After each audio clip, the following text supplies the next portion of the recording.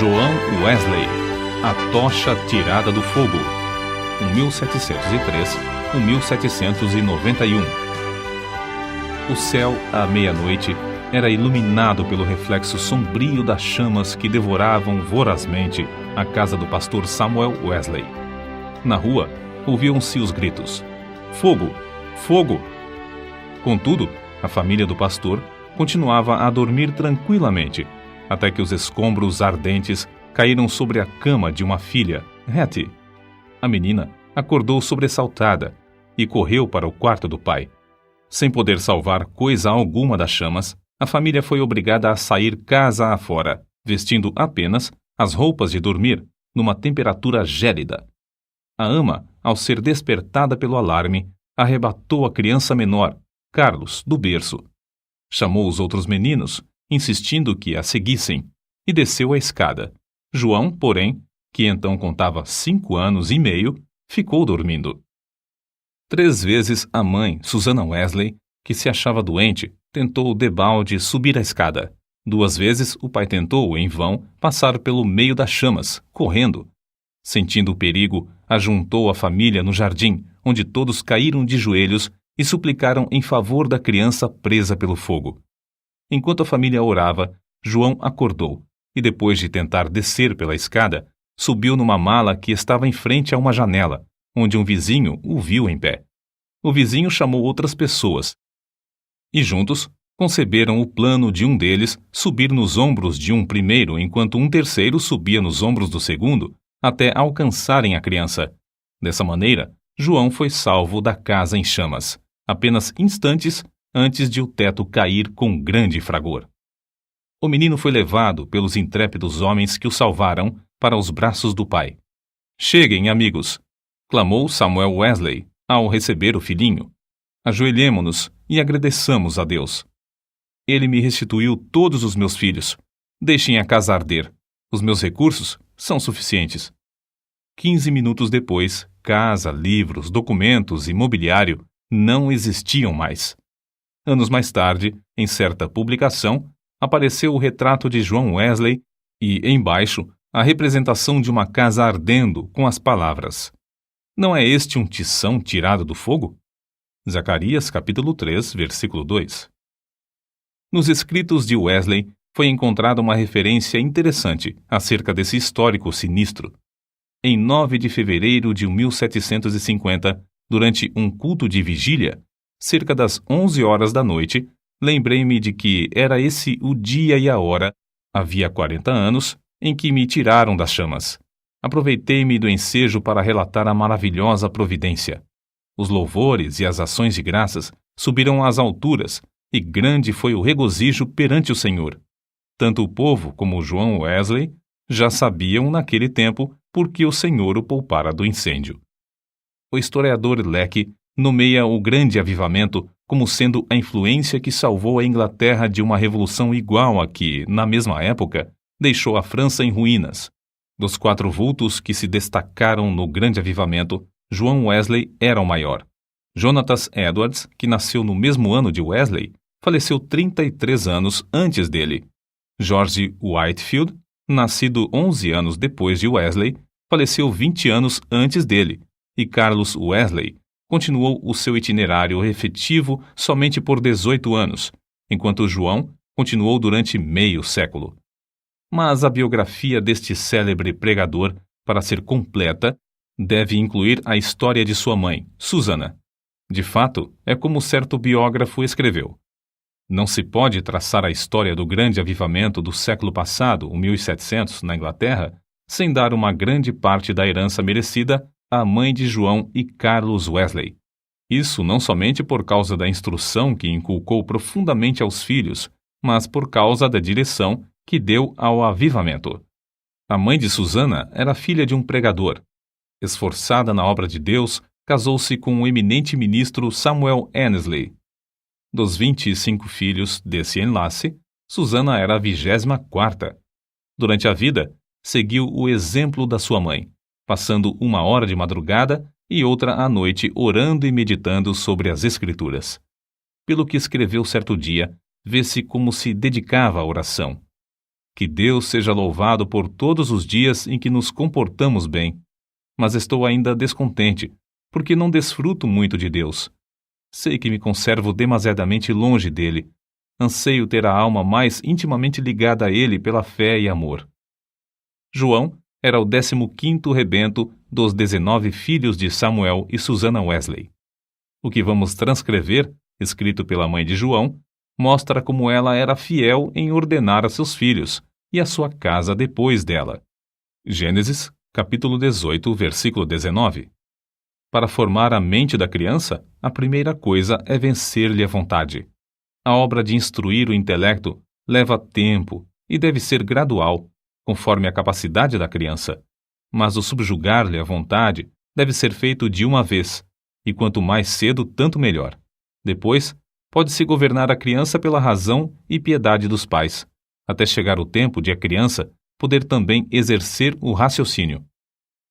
Acerca do casal Wesley e seus filhos, o célebre comentador da Bíblia, Adam Clarke, escreveu: Nunca li nem ouvi falar de uma família, não conheço e nem existe outra, desde os dias de Abrão e Sara, de José e Maria de Nazaré, a qual a raça humana deve tanto. Susannah Wesley acreditava que aquele que poupa a vara aborrece a seu filho. Provérbios, capítulo 13, versículo 24.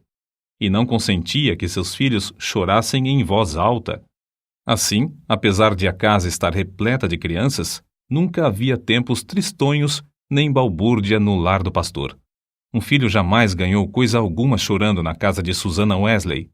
Susannah marcava o 5º aniversário de cada filho como o dia em que deviam aprender o alfabeto, e todos, a não ser 2, cumpriram a tarefa no tempo marcado.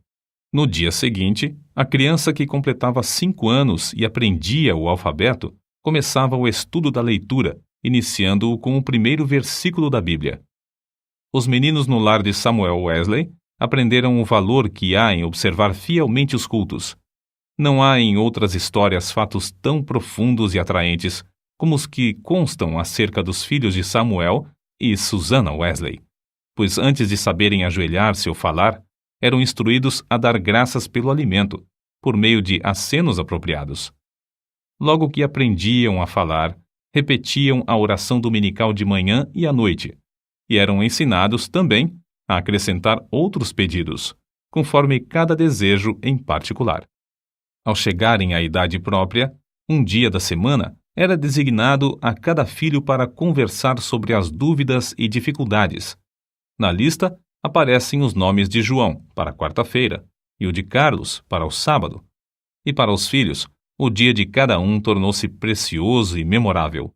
É comovente ler o que João Wesley, 20 anos depois de sair da casa paterna, disse à sua mãe: Em muitas coisas, a senhora tem intercedido por mim e tem prevalecido. Quem sabe se agora também, na intercessão para que eu renuncie inteiramente ao mundo, terá bom êxito. Sem dúvida, será tão eficaz para corrigir o meu coração como era, então, para formar o meu caráter. Depois do espetacular livramento de João do incêndio, sua mãe, profundamente convencida de que Deus tinha grandes planos para seu filho, resolveu firmemente criá-lo para servir e ser útil na obra de Cristo. Susannah escreveu estas palavras nas suas meditações particulares: Senhor, esforçar-me-ei mais definitivamente em prol desta criança, a qual salvaste tão misericordiosamente. Procurarei transmitir-lhe fielmente ao coração os princípios da tua religião e virtude. Senhor, dá-me a graça necessária para fazer isso sincera e sabiamente, e abençoa os meus esforços com grande êxito. Ela era tão fiel em cumprir sua resolução que João foi admitido a participar da ceia do Senhor com a idade de 8 anos. Nunca se omitia o culto doméstico da programação do dia no lar de Samuel Wesley. Fosse qual fosse a ocupação dos membros da família ou dos criados, todos se reuniam para adorar a Deus. Na ausência do marido, Susannah, com o coração aceso pelo fogo dos céus, dirigia os cultos. Conta-se que, certa vez, quando ele prolongou a ausência mais do que de costume, 30 a 40 pessoas assistiram aos cultos no lar dos Wesley, e a fome pela palavra de Deus aumentou a ponto de a casa ficar repleta de vizinhos. A família do pastor Samuel Wesley vivia rodeada de pobreza, mas pela influência do Duque de Buckingham, conseguiu um lugar para João na Charterhouse, em Londres. Assim, o menino, antes de completar 11 anos, deixou a atmosfera fragrante de oração ardente para enfrentar as porfias de uma escola pública. Contudo, não cedeu ao ambiente de pecado de que estava rodeado. Conservava também as suas forças físicas, obedecendo fielmente ao conselho de seu pai, que corresse 3 vezes de madrugada ao redor do grande jardim da Charterhouse. Tomou como regra da sua vida, dali em diante, manter o vigor do corpo. Aos 80 anos, apesar de seu físico franzino, considerava coisa insignificante andar a pé 1,5 léguas para pregar. Conta-se um exemplo da influência que João exercia sobre seus colegas da Charterhouse. Certo dia, o porteiro sentiu falta dos meninos no terraço de recreio e foi achá-los em uma das salas, congregados em redor de João. Este contava-lhes histórias instrutivas, as quais atraíam-lhes mais do que o recreio. Acerca desse tempo, João Wesley escreveu: Eu participava de várias coisas que reconhecia como sendo pecado, embora não fossem escandalosas aos olhos do mundo. Contudo, continuei a ler as Escrituras e a orar de manhã e à noite. Baseava a minha salvação sobre os seguintes pontos. Primeiro, não me considerava tão perverso como o próximo. Segundo, conservava a inclinação de ser religioso. Terceiro, lia a Bíblia, assistia aos cultos e fazia oração. Depois de estudar 6 anos na Charterhouse, Wesley cursou em Oxford, tornando-se proficiente no latim, grego, hebraico e francês. Mas seu interesse principal não era o intelecto. Sobre esse assunto, ele escreveu: Comecei a reconhecer que a religião verdadeira tem a sua fonte no coração. Reservei 2 horas, todos os dias, para ficar sozinho com Deus. Participava da ceia do Senhor de 8 em 8 dias. Guardei-me de todo o pecado, quer de palavras, quer de atos. Assim, na base das boas obras que praticava, eu me considerava um bom crente. João se esforçava para levantar-se diariamente às 4 horas. Por meio de anotações que registravam suas atividades cotidianas, conseguia dar conta de seu tempo para não desperdiçar um só momento. Continuou a observar esse costume até quase o último dia da sua vida. Certo dia, quando ainda jovem, assistiu a um enterro em companhia de um moço e conseguiu levá-lo a Cristo, ganhando assim a primeira alma para seu Salvador. Alguns meses depois, com a idade de 24 anos e depois de um período de oração, foi separado para o diaconato. Enquanto estudava em Oxford, juntava-se a um pequeno grupo de estudantes para orar, estudar as Escrituras diariamente, jejuar às quartas e sextas-feiras, visitar os doentes e encarcerados e confortar os criminosos na hora da execução. Todas as manhãs e todas as noites, cada um passava 1 hora orando sozinho em oculto. Durante as orações, paravam de vez em quando para observar se clamavam com o devido fervor. Sempre oravam ao entrar e ao sair dos cultos na igreja. Mais tarde, 3 dos membros desse grupo tornaram-se famosos entre os crentes. Primeiro, João Wesley, que talvez tenha feito mais que qualquer outro para aprofundar a vida espiritual, não somente na época, mas também em nossos dias. Segundo, Carlos Wesley, que chegou a ser um dos mais espirituais e famosos escritores de hinos evangélicos. E terceiro, George Whitefield, que se tornou o comovente pregador ao ar livre. Naquele tempo, sentia-se a influência de João Wesley em muitas partes das Américas, e hoje ainda é sentida. Contudo, passou menos de 2 anos nesse continente, e isto durante o período de sua vida em que se achava perturbado por causa de dúvidas. Aceitou a chamada para pregar o evangelho aos silvícolas na colônia de Geórgia, desejoso de ganhar sua salvação por meio de boas obras. Pensou que vaidade e ostentação mundana não se encontrariam nas matas da América. Como era característico em sua vida, a bordo do navio em viagem à América do Norte, observava com outros de seu grupo um programa para não desperdiçar um momento durante o dia. Levantava-se às 4 da manhã e deitava-se depois das 21 horas. As primeiras 3 horas do dia eram dedicadas à oração e ao estudo das Escrituras. Depois de cumprir tudo o que estava indicado no programa do dia, o cansaço era tanto que, não obstante o bramido do mar e o balanço do navio, dormiam sem perturbação, deitados sobre um cobertor estendido no convés. Na Geórgia, a população inteira afluía à igreja para ouvir a sua pregação. A influência de seus sermões foi tal que, depois de 10 dias, uma sala de baile ficou quase inteiramente abandonada, enquanto a igreja se enchia de pessoas que oravam e eram salvas. Whitefield, que desembarcou na Geórgia alguns meses depois de Wesley voltar à Inglaterra, assim descreveu o que viu. O êxito de João Wesley na América é indizível. Seu nome é precioso entre o povo, onde lançou os alicerces que nem os homens nem os demônios podem abalar. Oh, que eu possa segui-lo como ele seguiu a Cristo! Porém, a Wesley faltava uma coisa muito importante, conforme se vê pelos acontecimentos que o levaram a sair da Geórgia, como ele mesmo escreveu. Faz 2 anos e quase 4 meses que deixei a minha terra natal para pregar Cristo aos índios da Geórgia. Entretanto, o que cheguei eu a saber? Ora, vim a saber o que eu menos esperava. Fui à América para converter outros, mas nunca fora realmente convertido a Deus.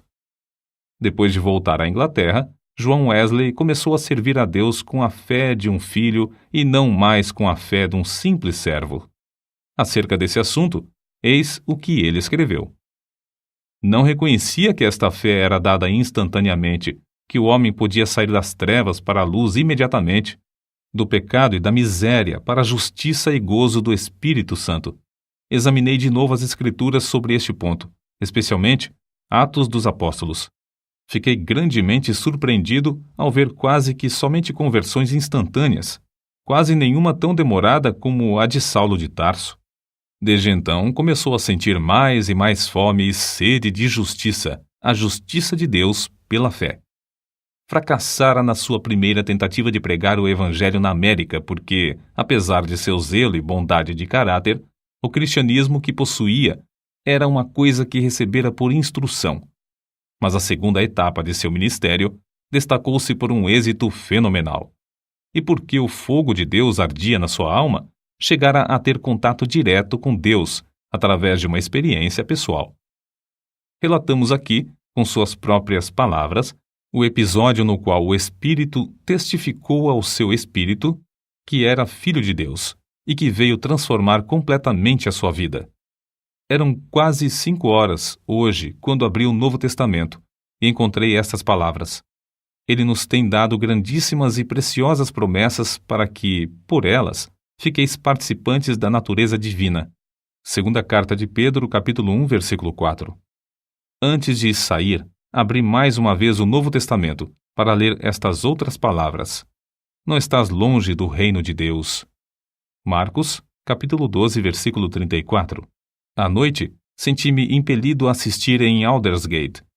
Senti o coração abrasado. Confiei em Cristo, somente em Cristo, para a salvação. Foi-me dada a certeza de que Ele levara os meus pecados e de que me salvara da lei do pecado e da morte. Comecei a orar com todas as minhas forças e testifiquei a todos os presentes do que sentia no coração. Depois dessa experiência em Aldersgate, Wesley aspirava a bênçãos ainda maiores do Senhor, conforme ele mesmo escreveu. Eu suplicava a Deus que cumprisse todas as suas promessas na minha alma. O Senhor honrou este anelo, em parte, não muito depois, enquanto eu orava com Carlos, Whitefield e cerca de 60 outros crentes, em Fetter Lane. São de João Wesley também estas palavras. Cerca de 3 horas da madrugada, enquanto perseverávamos em oração, Romanos capítulo 12, versículo 12, o poder de Deus nos sobreveio de tal maneira que bradamos impulsionados de grande gozo, e muitos caíram ao chão. A seguir, ao passar um pouco o temor e a surpresa que sentimos na presença da majestade divina, rompemos em uma só voz. Louvamos-te, ó Deus! Aceitamos-te como Senhor. Essa unção do Espírito Santo dilatou grandemente os horizontes espirituais de Wesley. O seu ministério tornou-se excepcionalmente frutuoso, e ele trabalhou ininterruptamente durante 54 anos, com o coração abrasado pelo amor divino. Um pastor prega, em média, 100 vezes por ano, mas John Wesley pregou cerca de 780 vezes por ano, durante 54 anos. Esse homenzinho de apenas 1,66 m de altura e pesando menos de 60 quilos, dirigia-se a grandes multidões e sob as maiores provações. Quando as igrejas lhe fecharam as portas, levantou-se para pregar ao ar livre. Embora enfrentasse a apatia espiritual quase geral dos crentes, a par de uma onda de devassidão e crimes no país inteiro, multidões de 5.000 a 20.000 afluíam para ouvir seus sermões. Tornou-se comum, nesses cultos, os pregadores acharem-se tão angustiados que gritavam e gemiam. Se materialistas célebres, tais como Voltaire e Thomas Paine, gritaram de convicção ao se encontrarem com Deus no leito de morte, não é de admirar que centenas de pecadores gemessem, gritassem e caíssem ao chão como mortos, quando o Espírito Santo os levava a sentir a presença de Deus. Multidões de perdidos, assim, tornavam-se novas criaturas em Cristo Jesus nos cultos de John Wesley. Muitas vezes, os ouvintes eram levados às alturas de amor, gozo e admiração. Recebiam também visões da perfeição divina e das excelências de Cristo, até ficarem algumas horas como mortos. Ver Apocalipse capítulo 1, versículo 17. Como todos os que invadem o território de Satanás, os irmãos Carlos e John Wesley tinham de sofrer terríveis perseguições. Em Moorfield, os inimigos do Evangelho acabaram com o culto, destruindo a mesa em que João subira para pregar, e o insultaram e maltrataram. Em Sheffield, a casa foi demolida sobre a cabeça dos crentes. Em Wednesbury, destruíram as casas, roupas e móveis dos fiéis, deixando-os desabrigados, expostos à neve e ao temporal. Diversas vezes, John Wesley foi apedrejado e arrastado como morto na rua. Certa vez, foi espancado na boca, no rosto e na cabeça até ficar coberto de sangue. Mas a perseguição por parte da igreja decadente era sua maior cruz. Foram denunciados como falsos profetas, paroleiros, impostores arrogantes, homens destros na astúcia espiritual, fanáticos, etc. Ao voltar para visitar Epworth, onde nascera e se criara, João assistiu no domingo aos cultos da manhã e da tarde na igreja onde seu pai fora fiel pastor durante muitos anos, mas não lhe foi concedida a oportunidade de falar ao povo. Às 18 horas, em pé sobre o monumento que marcava o lugar em que enterraram seu pai, ao lado da igreja, Wesley pregou ao maior auditório jamais visto em Epworth, e Deus salvou muitas almas. Qual a causa de tão grande oposição? Entre os crentes da igreja dormente, alegava-se que eram as suas pregações sobre a justificação pela fé e a santificação. Os descrentes não gostavam dele porque levou o povo a se levantar para cantar hinos às 5 da madrugada. John Wesley não somente pregava mais que os outros pregadores, mas os excedia como pastor, exortando, confortando os crentes e visitando-os de casa em casa. Nas suas viagens, andava tanto a cavalo como a pé, ora em dias ensolarados, ora sob chuvas, ora em temporais de neve. Durante os 54 anos do seu ministério, andou, em média, mais de 7.000 quilômetros por ano para alcançar os pontos de pregação. Esse homenzinho que andava tantos quilômetros ainda tinha tempo para a vida literária. Leu não menos de 1.200 tomos, a maior parte enquanto andava a cavalo. Escreveu uma gramática hebraica, outra de latim e ainda outras de francês e inglês. Serviu durante muitos anos como redator de um jornal de 56 páginas. O dicionário completo que compilou da língua inglesa era muito popular, e seu comentário sobre o Novo Testamento ainda tem grande circulação. Revisou e republicou uma biblioteca de 50 volumes, reduzindo-a para 30 volumes. O livro que escreveu sobre a filosofia natural teve grande aceitação entre o ministério. Compilou uma obra de 4 volumes sobre a história da Igreja. Escreveu e publicou um livro sobre a história de Roma e outro sobre a da Inglaterra. Preparou e publicou 3 volumes sobre medicina e 6 sobre música para os cultos. Depois de sua experiência em Fetter Lane, ele e seu irmão Carlos escreveram e publicaram 54 inários. Disse que, ao todo, escreveu mais de 230 livros. Esse homem de físico franzino, ao completar 88 anos, escreveu: "Durante mais de 86 anos, não experimentei qualquer debilidade de velhice.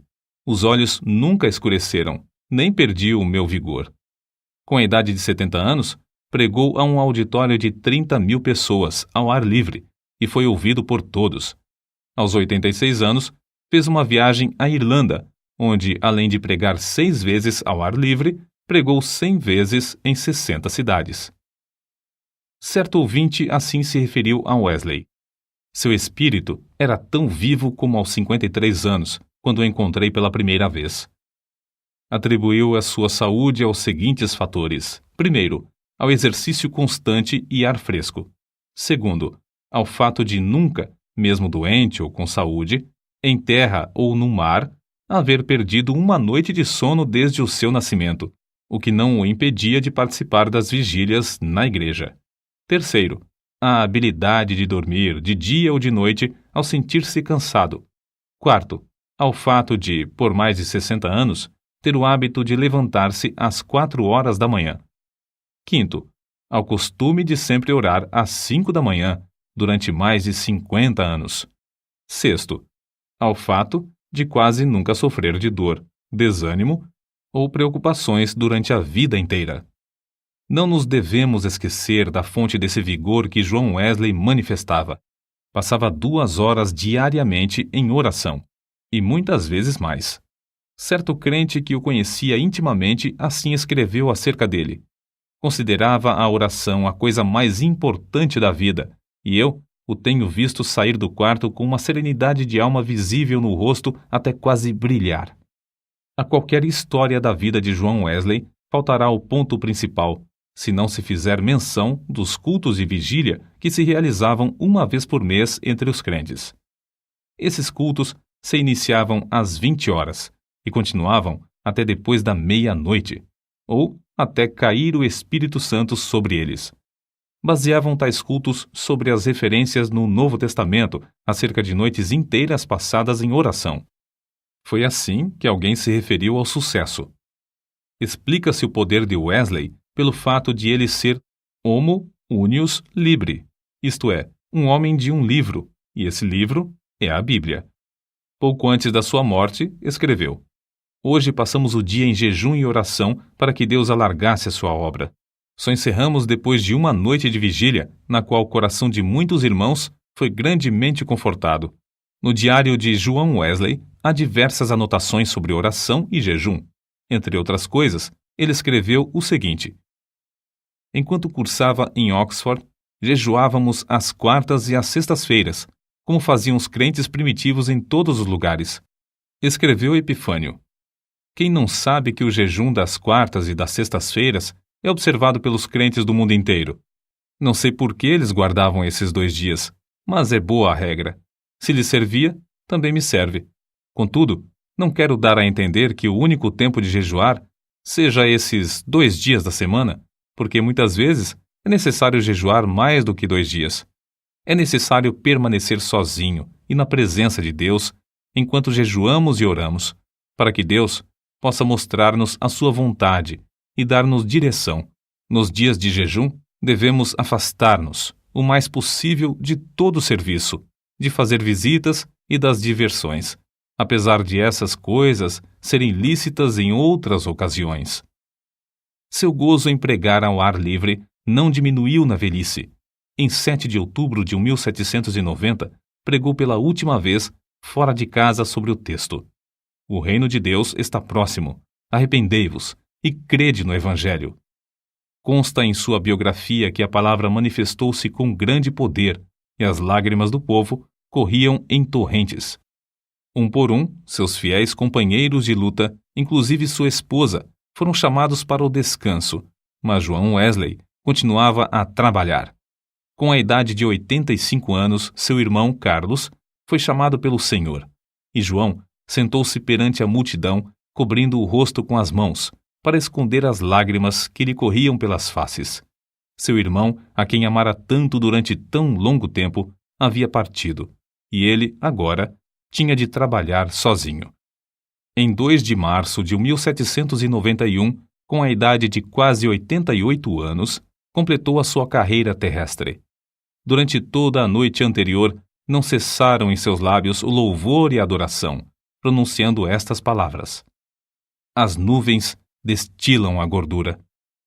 Sua alma saltou de alegria com a antecipação das glórias do lar eterno e exclamou: o melhor de tudo é que Deus está conosco. Então, levantando a mão, como se fosse o sinal da vitória, novamente repetiu: o melhor de tudo é que Deus está conosco. Às 10 horas da manhã, enquanto os crentes rodeavam o leito em oração, ele disse: adeus. E assim passou para a presença do Senhor. Um crente que assistiu à sua morte assim relatou o ato: a presença divina pairava sobre todos nós. Não existem palavras para descrever o que vimos no seu semblante. Quanto mais o fitávamos, tanto mais víamos parte dos indizíveis céus. Calcula-se que 10.000 pessoas passaram em desfile diante do ataúde para ver o rosto que ainda retinha um sorriso celestial. Por causa das grandes massas que afluíram para honrá-lo, foi necessário enterrá-lo às 5 horas da manhã. João Wesley nasceu e criou-se em um lar onde não havia abundância de pão. Com a venda dos livros de sua autoria, ganhou uma fortuna, com a qual contribuía para a causa de Cristo. Ao falecer, deixou no mundo 2 colheres, uma chaleira de prata, um casaco velho e dezenas de milhares de almas, salvas em épocas de grande decadência espiritual. Em Epworth, a tocha foi arrebatada do fogo. Em Aldersgate e Fetter Lane, começou a arder intensamente e continua a iluminar milhões de almas no mundo inteiro.